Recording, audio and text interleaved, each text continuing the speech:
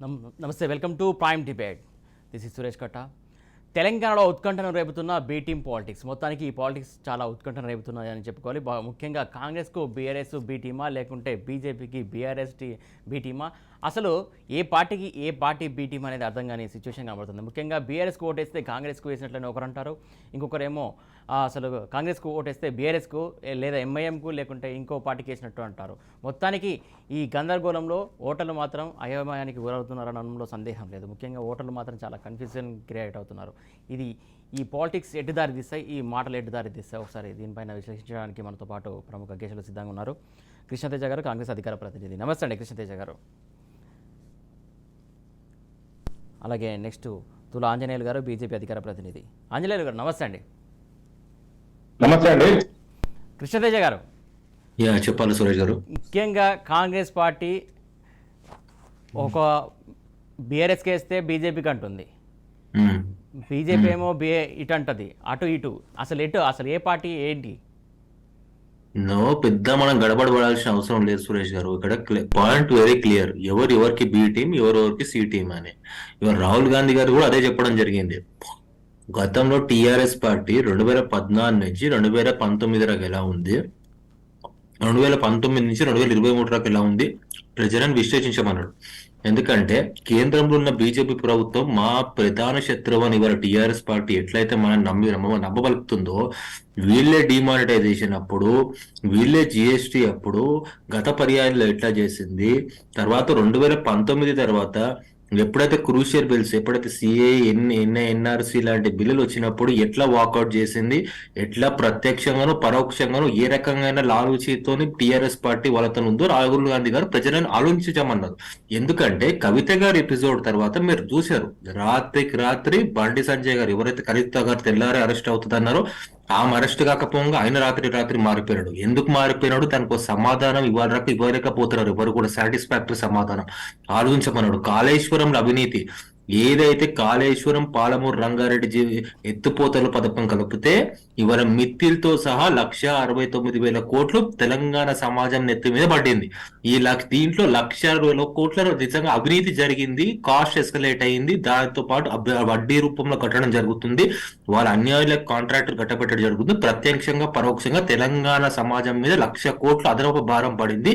CAG నివేదిక ప్రకారమే దీనిపైన సమగ్రమైన విచారణ, దీనిపైన సమగ్రమైన నివేదిక అవసరం అని చెప్పి, ఆవశ్యకత ఉందని చెప్పి ఆలోచించుకోమని చెప్పడం జరిగిందని ఆటోమేటిక్ గా ఇవాళ రాహుల్ గాంధీ గారు చెప్పడం జరిగింది.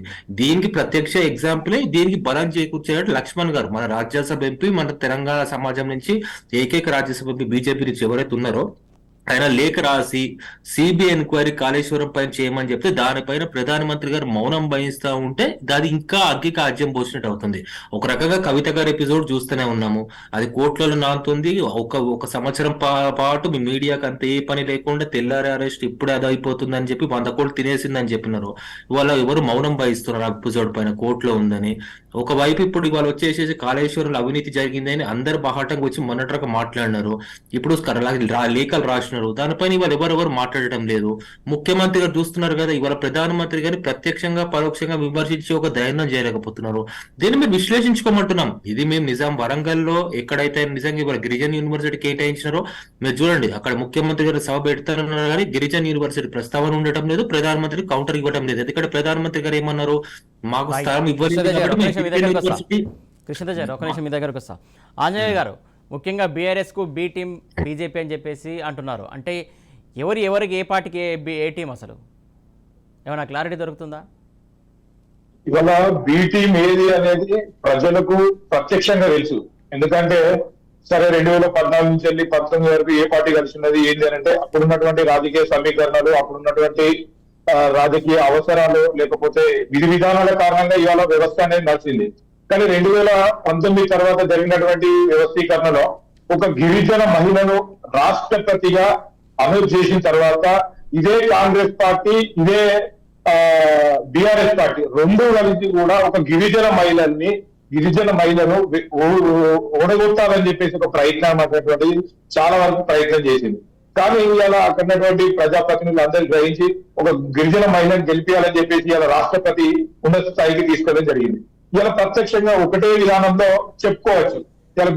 రేవంత్ రెడ్డి గారిది ఏదైతే కొనుగోలు విషయంలో ప్రత్యక్షంగా దొరికినటువంటి వ్యక్తి, ప్రత్యక్షంగా దొరికినా కూడా బీఆర్ఎస్ పార్టీ ఇప్పటి వరకు ఎందుకు రేవంత్ రెడ్డి గారిని అరెస్ట్ చేయలేదు, ఎందుకు రేవంత్ రెడ్డి గారి మీద కనీసం ఎంక్వైరీ కూడా ఇప్పటి వరకు ఎంక్వైరీకి విలువలేదు అని చెప్పేసి మేము ప్రశ్నిస్తా ఉన్నాం. అది ప్రత్యక్షంగా ప్రజలకు తెలుస్తా ఉంది. అంతేకాదు, నిన్న మా ధరంపూరి అరవింద్ గారు చెప్పారు, రేవంత్ రెడ్డి గారికి ఉన్ని కవితకు చాలా వరకు ఆస్తుల్లో లేకపోతే బిజినెస్ లో పార్ట్నర్షిప్ ఉన్నాయని చెప్పేసి ప్రత్యక్షంగా కూడా చెప్పడం జరిగింది. అంటే ఇవాళ రాజకీయ పార్టీలు ఒక విధి విధానాలు అనేటివి ఏ విధంగా ఉన్నది, బీఆర్ఎస్ కు అదే విధంగా కాంగ్రెస్ కు ఒక విధానం ఉన్నది. ఇవాళ రేపు పొద్దునెందుకు గతంలో చూసుకున్నట్లయితే కాంగ్రెస్ పార్టీలో గెలిచినటువంటి ఎమ్మెల్యేలు ఎంతమంది బీఆర్ఎస్ పార్టీలో జాయిన్ అయ్యారు. ఇలా బీఆర్ఎస్ పార్టీకి ఆ రోజు ఎమ్మెల్యేలతో పని లేదు, పూర్తి అధికారంలో వాళ్ళే ఉన్నారు. పూర్తి అధికారంలో వాళ్ళు ఉన్నప్పటికీ కూడా ఇలా కాంగ్రెస్ పార్టీకి సంబంధించినటువంటి ఎమ్మెల్యేలు ఇలా బీఆర్ఎస్ పార్టీలో జాయిన్ అవ్వడం జరిగింది. రేపు పొద్దున కూడా అదే జరుగుతుంది. ఇలా కాంగ్రెస్ పార్టీలో గెలిచినటువంటి వ్యక్తులు కూడా మళ్ళీ రేపు పొద్దున బీఆర్ఎస్ లోకి వెళ్తారు. మరి అదే బీజేపీలో గెలిచినటువంటి ఒక్క సీట్ ఉన్నప్పటికో కూడా రాజాసింగ్ గారు కూడా ఏ పార్టీ వైపు వెళ్ళలేదు. అంతేకాదు, గతంలో 4 సీట్లు ఉన్నప్పుడు కూడా ఎటువైపు మొగ్గు చూపలేదు. ఇప్పుడు 3 సీట్లు అయినా కూడా ఎవరు వెళ్ళినటువంటి పరిస్థితి. అంటే భారతీయ జనతా పార్టీలో ఉన్నటువంటి నాయకులు ఎవరైనా కూడా స్టాండర్డ్ గా ఒకటే కమిట్మెంట్ తోని ఒకే విధి విధానాలతో పనిచేయడం అనేది జరుగుతా ఉంది.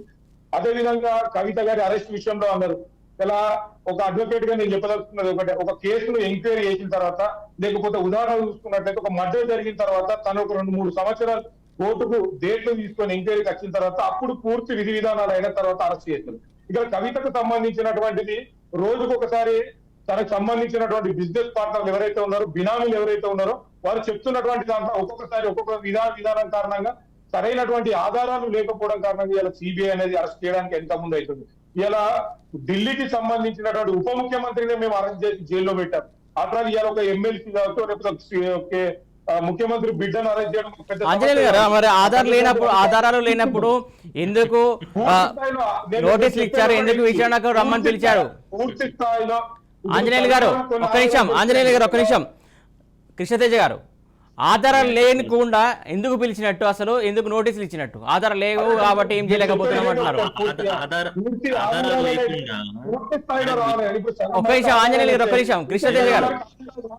సురేష్ గారు, ఆధారాలు లేకుండా కేసు ఎట్లా నమోదు చేసినారో, ఎఫ్ఐఆర్ లో పేరు ఎట్లా నమోదు చేసినారో, తర్వాత మళ్ళీ ఎంక్వైరీలు ఎట్లా చేసినారో, మళ్ళీ దానికి తగ్గట్టు మన రాష్ట్ర నాయకత్వం బీజేపీ ఎందుకు స్పందించడం తగ్గిందో, ఆఖరికి అమిత్ షా గారు కూడా మన బాగా గుర్తుంటే చేవేళ్ల సభ జరిగిందండి, ఇప్పుడు కాదు పోయిన సంవత్సరం.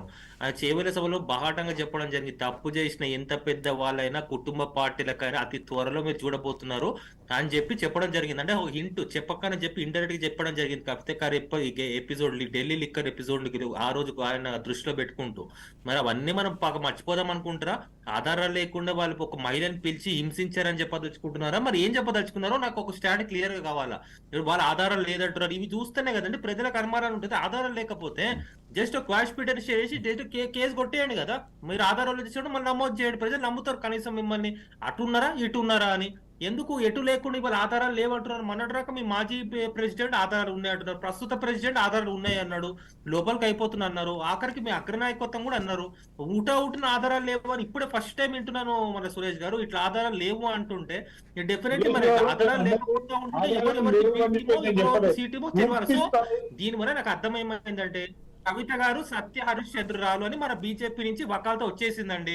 సో ఇప్పుడు కవిత గారు క్లీన్ చిట్ దొరికింది కాబట్టి మీరు రాజ్యోస్ వేదిక ఇప్పుడు మీరు హర్షించాలి, ఎందుకంటే ఆధారాలు ఇంకా లేవు. ఆమె బిజినెస్ పార్ట్నర్స్ అంటే ఎవరు ఉన్నారంటే అందరు చార్జ్ షీట్ ఉన్నవారు ఒక్కోటి ఇస్తున్నారంట. సో ఇంకా వ్యక్తిగతంగా నేను విమర్శించే అవసరం లేదు. కవిత గారు ఇంకా చెప్పుకుంటారు, ఆధారాలు ఆమె పైన లేకుండా పోతే ఒక మహిళను తీసుకుపోయి ఎందుకు హింసించారని రేపటి నుంచి ఆమె ధర్నా కూర్చుంటారు, దానికి వాళ్ళు ఏం సమాధానం చెప్పుకుంటారో చెప్పుకోమనండి. ఇంకా సెకండ్ పాయింట్ వచ్చేసి అండి, ఇది ఆమె ఎపిసోడ్ పక్కన పెడితే మన గిరిజన యూనివర్సిటీ బీజేపీ ప్రధానమంత్రి గారు కేటాయించడం జరిగింది. హర్షణదాయకమే. ఆయన ఒక మాట అనడం జరిగింది కేటాయించేటప్పుడు, నాకు భూమి ఇవ్వలేదు రాష్ట్ర ప్రభుత్వం 2019 నుంచి అని చెప్పి. మరి ప్రస్తావన గురించి సీఎం కేసీఆర్ ఒక్కసారి కూడా ఎందుకు రిప్లై ఇవ్వలేదు సభ పెట్టినప్పుడు మొన్న జనగాంలో? First point. సెకండ్, ఆయన వచ్చేసి మన పసుపు బోర్డు ఏర్పాటు చేయడం జరిగిందండి. పసుపు బోర్డు ఏర్పాటు చేసినప్పుడు ప్రధానమంత్రి గారు మన ముఖ్యమంత్రి పైన ప్రత్యక్షంగా విమర్శలు చేయడం జరిగింది. ఆఫ్ ద రికార్డ్ సంభాషణ వీళ్ళిద్దరి మధ్యలో జిహెచ్ఎంసీలో ఏం జరిగింది కొడుకుకు పట్టాభిషేకం చేయడం కోసం ఏ రకంగా లాలూచి పడడానికి ముఖ్యమంత్రి దగ్గరికి వెళ్ళారని చెప్పి మళ్ళీ దానిపైన ముఖ్యమంత్రి గారు ఎందుకు ఇవాళ రకం మౌనం వహించి కనీసం అక్కడ సభలు పెడుతున్నా స్పందించడం లేదు ఎందుకు? మరి దానిపైన కేటీఆర్ గారు ఎందుకు స్పందించినారు, కవిత గారు స్పందించారు, ముఖ్యమంత్రి ఎవరైతే విమర్శలు ఎదుర్కొన్నాడో ఎందుకు స్పందించడం లేదు? ఆ రోజు ఆయన ప్రెస్ కాన్ఫరెన్స్ లో ఆయన ఒక రిపోర్టర్ అడుగుతుంటే కూడా ఇసుక్కున్న మాటను దాటేసినాడు. నేను దానిపైన స్పందించాను, ఇవాళ డెవలప్మెంట్ మేనిఫెస్టో పైన స్పందిస్తాడు, కానీ బహిరంగ సభలో పోయినప్పుడు ప్రతి దానిపైన మాట్లాడుతున్నాడు, దీనిపైన ఎందుకు మాట్లాడడం లేదు? ఇప్పుడు ఎవరెవరికి బి టీం ఎవరెవరికి సి టీం, మీరు ఇలాంటి జర్నలిస్ట్ విషయం చెప్పండి అండి, ఇంకా బాగుంటది. ఇవే రాహుల్ గాంధీ గారు ఆలోచించమంటున్నారు. మేము ఉన్నది రైట్, వాళ్ళేమో మీరే బి టీం అంటున్నారు. ఎందుకైతే మీరు ఒక నిమిషం, పసుపు కూడా హర్షదాయకమే, మేము గిరిజన యూనివర్సిటీ హర్షదాయకమే, కానీ కృష్ణతేజ గారు కాంగ్రెస్ పార్టీకి ఓటేస్తే గెలిచిన తర్వాత బీఆర్ఎస్ లో చేరారు, కాకపోతే బీజేపీ పార్టీలో గెలిచిన వాళ్ళు ఇప్పటి వరకు ఒక్కరు కూడా అట్లా బీఆర్ఎస్ లో చేరలేదు, మీరే బి టీం అనే వాళ్ళంటున్న పరిస్థితి. సిగ్నల్ కట్ అవుతుంది, వాయిస్ డిస్టర్బ్ అవుతుంది. కృష్ణతేజ గారు, కాంగ్రెస్ లో గెలిచినటువంటి ఎమ్మెల్యేలను కుళ్ళగూతగా తీసుకపోయి బీఆర్ఎస్ లో కలిపారు, బీఆర్ఎస్ లో కలిసారు కాబట్టి వాళ్ళే బి టీము. ఇప్పుడు ఒకవేళ వాళ్ళ కోట్లు వేసినా కూడా అటే పోతారని చెప్పేసి క్లియర్ కట్ గా చెప్తున్నారు, మీరే బి టీం అనే వాళ్ళు. వాయిస్ డిస్టర్బెన్స్ వస్తుందండి. కొంచెం అర్థమైంది ఏంటంటే కాంగ్రెస్ జంప్ అయిన ఎమ్మెల్యేలు అప్పుడు వాళ్ళు అక్కడ వెళ్ళడం వల్ల బి టీం అయింది. ఎస్, ఒకటండి, ఇప్పుడు జరిగిన ఉదంతాలు ప్రజల మనసులో నుంచి అట్లాంటి ఒక అనుమానాలు రావడం సహజమే. ఓకే, కాబట్టి ఇవాళ మా అగ్రనాయకత్వం రాహుల్ గాంధీ గారు కానీ మా రాష్ట్ర నాయకత్వం కానీ కోరేది ఒకటే, మాకు అవుట్ రైట్ అబ్సల్యూట్ మెజారిటీ ఇవ్వండి. డెఫినెట్లీ కర్ణాటకలో కూడా అట్లా ఇవ్వడం వల్లనే మేము సుస్థిర పాలన ఏర్పాటు చేయగలిగినాం. ఇక్కడ కూడా మీకు అట్లనే సుస్థిర పాలన కావాలంటే మాకు సుస్థిర మెజారిటీ ఇవ్వండి, అరకొర మెజారిటీ ఇవ్వద్దని మేము చెప్పేసినాం. ఎందుకంటే ఇవాళ ఏదున్నా కూడా అవుట్ రైట్ ఓపెన్ గా మాట్లాడడం బెటర్ అండి. ఇవాళ నేను కూర్చొని చెప్పొచ్చు, మీడియా వేదికగా ఛాన్స్ దొరికిందని చెప్పి ఇక్కడే ఉంటారు అంతా ఇంత అని చెప్పి మళ్ళీ మాట మార్చడం మాకు రాదండి. మేము తెలంగాణ ప్రజలు ఇవాళ ఒకటే కోరుతున్నాం, ఓటు అడిగేటప్పుడు మాకు సుస్థిర పాలన ఇవ్వాలంటే అవుట్ రైట్ మెజారిటీ కావాలి. కర్ణాటకలో ఎట్లయితే 130 నుంచి 180 స్థానాలు మాకు ఇచ్చినారో ఇక్కడ కూడా మేము ఒక 70 నుంచి 80 స్థానాలు ఇవ్వమని కోరుతున్నామండి. అంతే, ఫినిష్. దానికంటే తక్కువ స్థానాలు వస్తే జంప్ అవుతారని అప్పుడు అపోహలకు ఉండవు కదండి. అవుట్ రైట్ మెజారిటీ వచ్చినప్పుడు సుస్థిర పాలన అందిస్తామని చెప్తున్నాము. అప్పుడు మీలాంటి జర్నలిస్ట్ కూడా అపోహలు దొరికిపోతాయి, ఒక పాలన ఎట్లాంటిది ఉంటుందని మీరు కూడా చూస్తారు. రైట్, ఒక నిమిషం కృష్ణదేవ్ గారు, ఒక నిమిషం. మనకు కర్ణే అరవింద్ గారు కూడా జాయిన్ అయ్యారు, బీఆర్ఎస్ అధికార ప్రతినిధి. అరవింద్ గారు నమస్తే అండి. అరవింద్ గారు నమస్తే అండి. నమస్తే సార్. అరవింద్ గారు, అసలు ఏ పార్టీ నమస్తే అండి, అసలు ఏ పార్టీ బి టీం అండి? సార్, ముందుగా మీకు ప్యానెల్లో ఉన్నటువంటి వాళ్ళకు నమస్కారాలు సార్. నమస్తే. ఎవరు బి టీంలు సార్? ఈ రాష్ట్రంలో వాళ్ళు ఆడలేక మధ్యలో ఓడినట్లు ఇవాళ బీజేపీ పార్టీకి బీఆర్ఎస్ పార్టీ బి టీం అని ఇవన్నీ మాట్లాడితే జనాలు ఎక్కడ కూడా నమ్మేటువంటి పరిస్థితులు లేదు సార్. తెలంగాణ ఏం ఎడ్డి తెలంగాణ కాదు, తెలంగాణ ఏం గుడ్డి తెలంగాణ కాదు. వీరోచిత పోరాటం చేసినటువంటి వీరులంగా అన్నటువంటి గడ్డ ఈ గడ్డకు చాలా చైతన్యం ఉంటుంది సార్. ఈ ఎట్లా పడితే అట్లా ఇవాళ ఎన్నికల టూరిస్టులు వీళ్ళందరూ కూడా ఇవాళ కాంగ్రెస్ పార్టీలో 3 కమాండ్లు అయిపోయినాయి సార్. దురదృష్టమా అదృష్టమా మరి నాకు తెలియదు, కానీ ఇవాళ కాంగ్రెస్ పార్టీలో లో కమాండ్ ఏమో హైదరాబాద్ లో ఉంటది, ఇప్పుడు న్యూ కమాండ్ ఏమో బెంగళూరులో ఉన్నది, హై కమాండ్ ఢిల్లీలో ఉంటది. ఇక బీజేపీ పార్టీకి సంబంధించినటువంటి నాయకులందరూ కూడా వేరే రాష్ట్రాల నుంచి వచ్చినటువంటి వాళ్ళు కూడా ఎన్నికల టూరిస్టులాగా ఇవాళ వాటిని పరిమితం చేస్తూ మాట్లాడుతున్నటువంటి మాటలు ఎవ్వరు కూడా ఈ తెలంగాణ రాష్ట్రంలో చెల్లవు సార్. ఎందుకు కూడా చెల్లవు అనే మాట నేను చెప్తా ఉన్నాను అంటే, అవ్వల్ దర్జాగా అందుతున్నటువంటి సంక్షేమ అభివృద్ధి కార్యక్రమాలే మాకు శ్రీరామ రక్ష సార్. ఇవాళ 10 సంవత్సరాల ప్రగతి, ఈ 9.5 సంవత్సరాల నుంచి రాయేంది రత్నమేంది అనేటువంటి విషయాన్ని ఇవాళ తెలంగాణ గ్రామీణ ప్రాంతాల్లో క్షేత్ర స్థాయిలో ఉన్నటువంటి నియోజకవర్గాల స్థాయిలో ఇవాళ మండలాల స్థాయిలో బూతుల స్థాయిలో మేము మీటింగ్లు పెట్టుకునేటువంటి క్రమంలో ఇవాళ అద్భుతమైనటువంటి స్పందన మాకు వస్తున్నటువంటి నేపథ్యం ఉన్నది. రాష్ట్రంలో నేను అనేటువంటి మాట ఏంది అని అంటే, రాష్ట్రంలో నేను మా నియోజకవర్గమైనటువంటి ఇబ్రాహీంపట్నం నియోజకవర్గంలో అసలు ఎంత గొప్ప అభివృద్ధి అని అంటే, ఇవాళ కాంగ్రెస్ పార్టీ వాళ్ళు తీసుకొచ్చినటువంటి 6 గ్యారంటీలు అని మాట్లాడుతున్నటువంటి క్రమంలో మా ఇబ్రాహీంపట్నంలో ఇవాళ అడిగినటువంటి నేపథ్యం ఉన్నది. ఆ నాయకులని ప్రశ్నించినటువంటి అవసరం ఉన్నది. మీరు దాదాపుగా 12 సార్లు ఈ రాష్ట్రాన్ని ఏలినటువంటి వీళ్ళు, మీరు గయ్యాల ఏం చేసిండ్రు? మీరు అధికారంలో ఉన్నప్పుడు గడ్డి వీకినరా లేకుంటే గుడ్డు గుర్రాల పండ్లు వీకినరా అని చెప్పి ఇవాళ క్షేత్ర స్థాయిలో ఉన్నటువంటి ఇబ్రహీంపట్నంలో ఉన్నటువంటి జనానికం ఆ నాయకులను అడిగితే వాళ్ళు తిరిగి వెళ్ళిపోయినటువంటి సందర్భం ఉన్నది. రైట్ అరవింద్ గారు ఒక నిమిషం వస్తాం మీ దగ్గరికి. కృష్ణతేజ గారు దయచేసి ఒక్క నిమిషం వస్తా. అరవింద్ గారు మీ దగ్గరకు వస్తా. కృష్ణతేజ గారు మిమ్మల్ని అడుగుతున్నారు కొన్ని. చెప్తాను ఖచ్చితంగా సార్, నాది ఇంకా చెప్తాను. పూర్తి మూడే అవ్వలేదు విషయాలు సార్. ఒక నిమిషం మళ్ళీ వస్తా. సురేష్ గారు అతిగా వద్దు. మూడే విషయాలు. ఒకటి, అక్టోబర్ 21, 2021 రోజు ముఖ్యమంత్రి గారు సభావేదికగా ఏమన్నారు? 80,000 ఖాళీలు తక్షణం నేను భర్తీ చేస్తాను. బిస్వాల్ కమిటీ 1,92,000 ఉద్యోగాలు ఉన్నాయన్నారు. నేను అన్ని నింపిన తర్వాత ఓటు అడుగుతున్నారు. మనం అడిగినారా? First point. సెకండ్ పాయింట్, ఇప్పుడు కన్యా అరవింద్ గారు ఏమన్నారు? ఇబ్రహీంపట్నం నుంచి ఆయన ప్రాతినిధ్యం ఉన్నది. తర్వాత ఇబ్రహీంపట్నంలో ఏం సమస్యలు లేవని. మొన్న వీళ్ళ తెలంగాణ రెవెన్యూ వెబ్సైట్ లో చూడమండి, అత్యంత ధరణి వల్ల అత్యంత లిటిగేషన్స్ పెండింగ్ ఉన్నాయంటే ఇబ్రహీంపట్నం కాన్స్టిట్యున్సీ నుంచే ఉన్నాయి. దానిపైన మరి ఏం చెప్తారండి? మూడో విషయం వచ్చేసేసి, దళితుడికి నిజంగా ఇవాళ నేను ముఖ్యమంత్రిని చేయకపోతే తల నరుక్కుంటా అని 2018లో కూడా చెప్పినాడు. మళ్ళీ ఎలక్షన్ సభలప్పుడు. మరి దానిపైన ఏంటిదండి ఇవాళ రాక? ఎంతమంది ఇవాళ ఎందుకు చెప్తున్నాను ఈ మాట అంటే, దళితులను నిజంగా ఆ మభ్య పెట్టడానికి దళిత బంధాన్ని తెచ్చినారు, సరే. వాళ్ళకి లబ్ధి చేకూరుస్తున్నారు, సరే. తెచ్చినప్పుడు పైలట్ ప్రాజెక్ట్ లాంచ్ చేసినారు, సరే. తర్వాత 3 ఏళ్లలో 17,000 కోట్లు సంవత్సరానికి కేటాయించుకుంటూ వచ్చినారు. కానీ పోయిన ఆర్థిక సంవత్సరంలో 17,000 కోట్లు కేటాయించి ఒక్క రూపాయి ఖర్చు చేయలేదు దళిత బంధు అనే పేరు మీద. ఎవరిని మభ్య పెడుతున్నారు? ఎవరు సంతోషంగా ఉన్నారు చెప్పమనండి. అంటే దామాషా ప్రకారం ఇవాళ నిజంగా బహుజనులు, ఎస్సీ, ఎస్టీ, బీసీలు అంటే 55% ఉన్న వ్యక్తులు వీళ్ళనే నువ్వు ఇట్లా పక్కదవ పట్టిస్తుంటే, వీళ్ళ ఆక్రోశమే నీకు గణాంకాలతో సహా కనిపిస్తుంటే, అంత సుఖ సంతోషాలు ఉంటే ఇవాళ ఎలక్షన్ అసలు డెఫినెట్లీ మనం డిబేట్ లో పెట్టుకోం కదండి. వన్ సైడ్ అయిపోతుంది. బహుజనులంతా మీ సైడ్ ఉన్నారు, బీసీలంతా మీ సైడ్ ఉన్నారు, మైనారిటీలు అంటే మీ సైడ్ ఉన్నారు, దళితులంతా మీ సైడ్ ఉన్నారు. మీ స్టాటిస్టిక్స్ చెప్తున్నాయి కదా మీరు ఎవరు సైడ్ ఉన్నాయి, ఎవరు ఏం చేస్తున్నారు అని. నేను ఎవరు విమర్శించడం లేదు, ఒక ఇష్యూ బేస్డ్ మాట్లాడుతున్నాను. ఎందుకంటే రైతులకి ఇవాళ మద్దతు ధర ఇవ్వలేని ఒక దయనీయ పరిస్థితులపై ఉన్నారు వీళ్ళు. ఇవాళ మేము ఏంటిది మా గ్యారంటీలో రైతులకి మద్దతు ధర ఇస్తున్నామంటే 500 అదనపు మద్దతు ధర ఇస్తున్నామంటే ఇవాళ వచ్చేసి చెప్తున్నారు ఏంటంటే రైతులకి మేము ఆదుకుంటాము, రైతులు రాగానే మద్దతు ధర ప్రకటిస్తాం, తొలి సంతకం రైతుల పైన పెడతారని చెప్పి. అంత లేనప్పుడు ఇవాళ పిల్లల దగ్గర మావి కాపీ కొట్టుకోండి. 2018 కూడా జరిగింది. మీరు చేయాల్సింది సంవత్సరాలు మీ ఆర్థిక. అరవింద్ గారు అన్మ్యూట్ చేయండి, మ్యూట్ లో ఉంది మీ ఫోన్. ఇవాళ నేను మాట్లాడినట్లు వీళ్ళకి కాదు సార్ మేము జవాబుదారీ. ఎస్, తప్పకుండా ఈ రాష్ట్రంలో ఉన్నటువంటి ప్రజానీకానికి మేము జవాబుదారీగా ఉంటాము. ఉండేటువంటి కార్యక్రమంలో భాగంగానే మేము అనేక అంశాలని ఏదైతే చెప్పి ఉన్నామో ఆ కార్యక్రమాలన్నీ కూడా చేసి ఉన్నాం.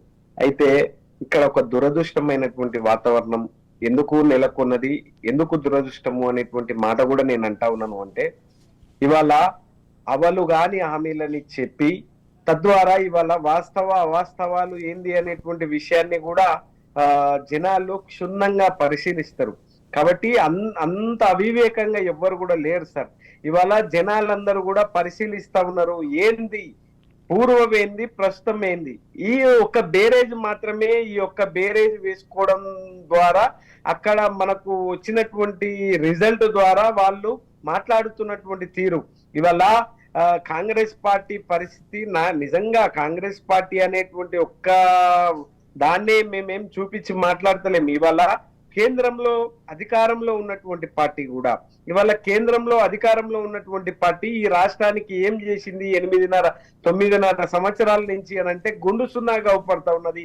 మన రాష్ట్రం నుంచి ప్రాతినిధ్యం వహిస్తున్నటువంటి వాళ్ళు వాళ్ళ అడుగులకు మడుగులొస్తున్నారు. కానీ ఈ రాష్ట్రానికి మనకు న్యాయబద్ధంగా ధర్మబద్ధంగా విభజన చట్టంలో పొందుపరిచినటువంటి హామీలు మొన్న మాట్లాడినటువంటి వైనం ఉన్నది.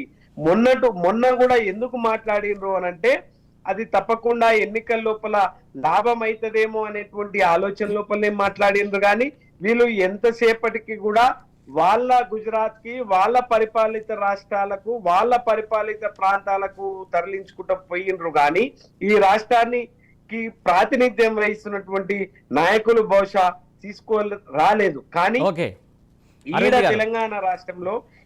తెలంగాణ రాష్ట్రంలో ఓ అద్భుతమైనటువంటి ప్రగతి జరిగింది. ఈ ప్రగతి 9.5-10 సంవత్సరాల ప్రగతి ప్రస్థానం జనమందరూ. అరవింద్ గారు ఆంజనేయులు గారు సార్ వినాలే, నాది మొత్తం అయిపోలేదు ఒక్క సార్, నిమిషం దయచేసి. కంటిన్యూ చేద్దామండి. మీ క్వశ్చన్ కూడా ఆన్సర్స్ వస్తాయి. ఒక్క నిమిషం ఉండండి. ఆంజనేయులు గారు, బీజేపీ పదే పదే బీఆర్ఎస్ మిమ్మల్ని విమర్శిస్తున్నటువంటి మాట ఒక్కటే, ఏదైతే రాష్ట్రానికి వచ్చి ఓటు అడిగే హక్కు కావచ్చు. ఓకే ఓకే ఆంజనేయులు గారు, ఏదైతే బీఆర్ఎస్ పదే పదే మిమ్మల్ని అడుగుతుంది ఒకటే మాట, అసలు తెలంగాణకి ఇచ్చింది ఏంది, చేసింది ఏంది, ఎలా అడుగుతున్నారో వచ్చి ఓటు అని పదే పదే ప్రశ్నిస్తున్నారు. దానికి సమాధానం ఉందా మీ దగ్గర?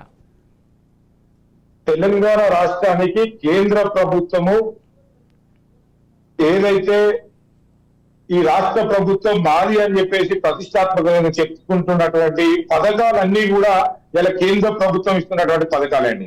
ఇలా చేపల పెంపకం కావచ్చు, కోళ్ల పెంపకం కావచ్చు, ఏదైతే గొర్రెలు ఇస్తున్నటువంటి కావచ్చు, ఇవాళ నేషనల్ హైవేల విషయంలో ఈ భారతదేశంలో అత్యధిక శాతాన్ని తెలంగాణ రాష్ట్రానికి ఇచ్చింది. ఇవాళ ఈ రాష్ట్ర ప్రభుత్వం చెప్పుకుంటున్నటువంటి మరుగుదొడ్లు భారతీయ జనతా పార్టీ ఇచ్చిందే, double bedroom Bharatiya Janata party ఇచ్చిందే, ఈ శ్మశాన వాటికల గురి కేంద్ర ప్రభుత్వం ఇచ్చినటువంటిదే. ఈ విధంగా ఎన్నో పథకాలు చెప్పుకుంటూ పోతే రాష్ట్ర ప్రభుత్వం ప్రతిష్టాత్మకంగా చెప్పుకుంటున్నటువంటి పథకాలన్నిటికీ మాయరుగాడు చేసినట్టు వాళ్ళ పేర్లు చెప్పుకొని మాత్రమే ఈయన రాజకీయ పబ్బం గడిపేటువంటి ప్రయత్నం చేస్తా ఉంది. ఈయన ఏదైతే భారతదేశంలో సర్వే లెక్కల ప్రకారం చూసుకుంటే అన్ని రాష్ట్రాలతో పాటు తెలంగాణ రాష్ట్రానికే ఇంకో కొంత ఎక్కువ ఇచ్చింది, కానీ గుజరాత్ కు పంపేయలేదు, లేకపోతే ఇంకా మిగతా రాష్ట్రాలకు పంపేనటువంటి పరిస్థితి. ఇలా కేవలం బీఆర్ఎస్ పార్టీ భారతీయ జనతా పార్టీని ఏమి ఇయ్యలేదని చెప్పేసి బదనాలు చేసేటువంటి పరిస్థితి. నిన్న చూసుకున్నట్లయితే గిరిజన యూనివర్సిటీ ఇస్తే దానికి ల్యాండ్ చూపెట్టేటటువంటి పరిస్థితి. అదేవిధంగా రైల్వే కోర్ట్ ఫ్యాక్టరీ ఇస్తే దానికి సంబంధించినటువంటి స్థలం చూపేటటువంటి పరిస్థితి.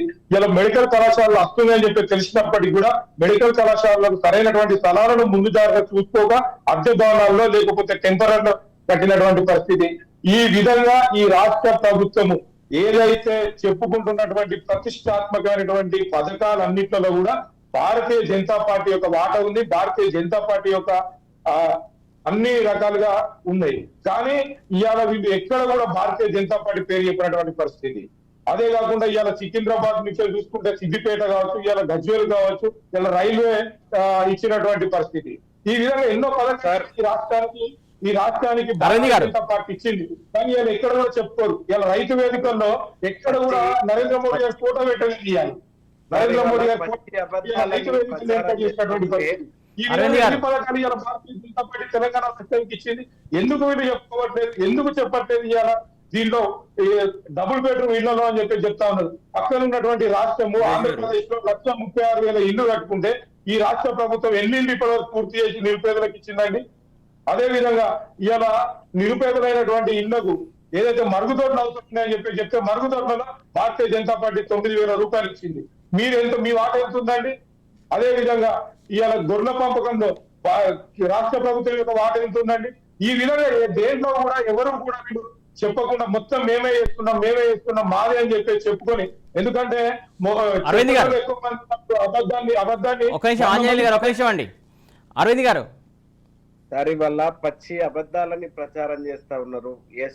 ఎవరు ఏం చేసిండ్రు అనేటువంటి విషయాన్ని తెలంగాణ ప్రాంతంలో ఉన్నటువంటి సకల జనుల సబ్బండ వర్గాలకు తెలుసు సార్.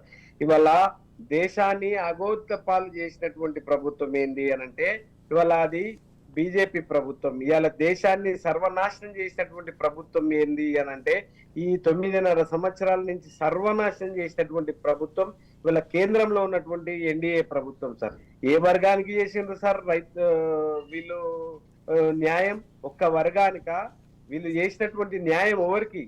కాబట్టి ఇవాళ పేద బడుగు బలహీన వర్గాలకు ఒక రైతు వర్గానికి చేయలేదు, ఒక పేద వర్గాలకు చేయలేదు, ఒక బీసీ వర్గాలకు, ఎస్సీ వర్గాలకు ఎవ్వరు కూడా చేయలేదు. వాళ్ళు ఎంతసేపు అదానీ అంబానీలకు వాళ్ళు కొమ్ము కాస్తున్నటువంటి తీరుని క్షుణ్ణంగా మన రాష్ట్రంలోనే ఏం కాదు ఇవాళ దేశవ్యాప్తంగా కూడా ఒక ప్రత్యామ్నాయమైనటువంటి అడుగు ముఖ్యమంత్రి కేసీఆర్ గారి ద్వారా పడనున్నది. దానికి సంబంధించి బీఆర్ఎస్ పార్టీని ఇవాళ టిఆర్ఎస్ పార్టీ బీఆర్ఎస్ పార్టీగా మారి ఇవాళ తెలంగాణ మోడల్ ని దేశం కోరుకుంటున్నటువంటి పరిస్థితి ఉంది సార్.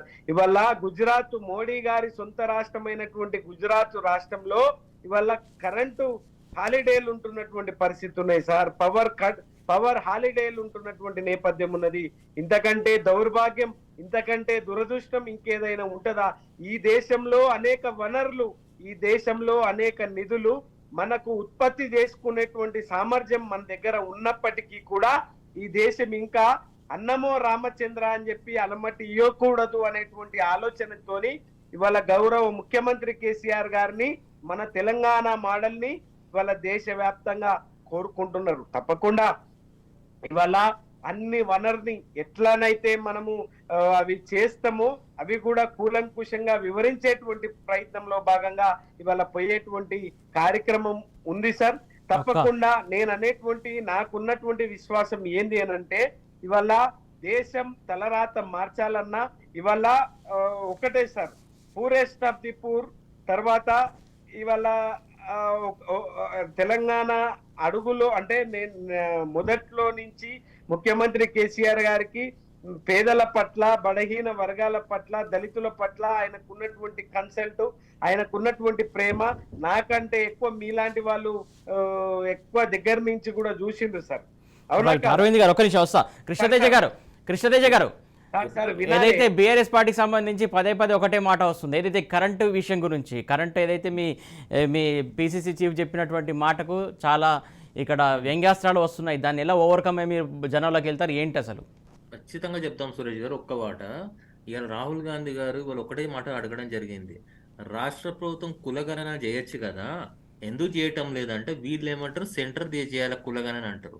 సెంటర్ ఏమంటారు రాష్ట్రాలు కావాలంటే రాష్ట్రాలు చేసుకోవచ్చు అని చెప్తుంది. ఇక్కడ అర్థం అవ్వటం మీద ఎవరికి బి టీం, ఎవరెవరికి సి టీం అని. First point clear. సెకండ్, ఇప్పుడు మీరు వచ్చేసి కరెంటు విషయంలో మాట్లాడుతున్నారు. 24 గంటల కరెంట్ ఇవ్వనని ఏ రోజు ఎవరైనా చెప్పారండి? ఒకటే మాట ఏంటంటే, ఆ ఒక బయట పట్టుకుని రేవంత్ రెడ్డి గారిది, ఆయన ఏమన్నారు, నాణ్యమైన విద్యుత్ సరిపోతుంది తెలంగాణ సమాజంలో 3 గంటల నాణ్యమైన విద్యుత్ ఒక్క ఎకరానికి అని చెప్పి ఆయన సూచనపరంగా బయట కట్ చేసి ప్లే చేసి ఒక ఎత్తుగడగా వీరు చూసినారు. తర్వాత వీళ్ళే అది చూపించి ఫోరెన్సిక్ పంపించమంటే ఎవరు సపోర్ట్ చేయటం లేదు. ఎందుకు చెప్తున్నామంటే అండి, ఎవరైనా కాంగ్రెస్ పార్టీ స్టాండ్ ఎక్కడ కూడా 24 గంటల కరెంట్ తీసేస్తుందని ఎవరు చెప్పలేదు. మన అభూత కల్పనలో ఎవరు నమ్మించాలనో ఎవరు అంధకారం నెట్టాలనో అర్థం అవ్వటం లేదు. ఎందుకంటున్నారంటే సురేష్ గారు, వీరు నిజంగా 9.5 ఏళ్ళగా అద్భుతాలు చేసేసినారు విద్యుత్ రంగంలో, అప్పులు లేవు, వీళ్ళు సొంతంగా ఉత్పత్తి చేసి తెలంగాణ సమాజాన్ని పనిచేస్తున్నారు. ఓకే, అంత వ్యవస్థను సక్రమంగా నడుపుతున్నారు. ఎవరు ఇప్పుడు సపోజ్ మనమే వస్తాము, ఆ వ్యవస్థను ఎవరైనా పక్కన పెడితే ప్రజలు ఊరుకోరు కదండి. ఆ వ్యవస్థ సక్రమం జరుగుతుంటే వ్యవస్థ ముందుకు వెళ్తూనే ఉంటది. దాన్ని ఎవరు చెడగొట్టలేము. సో వాళ్ళు 24 గంటలు వాళ్ళు నికరంగా వాళ్ళు ఏర్పాటు చేస్తే ఆ వ్యవస్థ అట్టనే జరుగుతుంది. ఏ ప్రభుత్వమే క్యారీ ఫార్వర్డ్ చేయాల్సిందే, కాంగ్రెసా ఇంకోరా దాంట్లో ఎందుకు వేరే ఆలోచన? ప్రజలు కూడా అదే ఆలోచిస్తున్నారు. వీళ్ళు అంత సక్రమంగా చేస్తే ఇప్పుడు ఛత్తీస్గఢ్ లాంటి విద్యుత్ ఒప్పందాలు బయట పెట్టడం లేదు. సరే, అది కూడా మంచి బ్రహ్మాండమైన విద్యుత్ ఒప్పందము. వీళ్ళు తక్కువ డబ్బులకే కొని ఓపెన్ బయట మార్కెట్ లో నిజంగా ఇవాళ నికరంగా తక్కువ డబ్బుకే తెలంగాణ సమాజానికి ఏ అవినీతి పాల్పడకుండా 24 గంటల నాణ్యత విద్యుత్ అందిస్తున్నారు అనుకుందాం.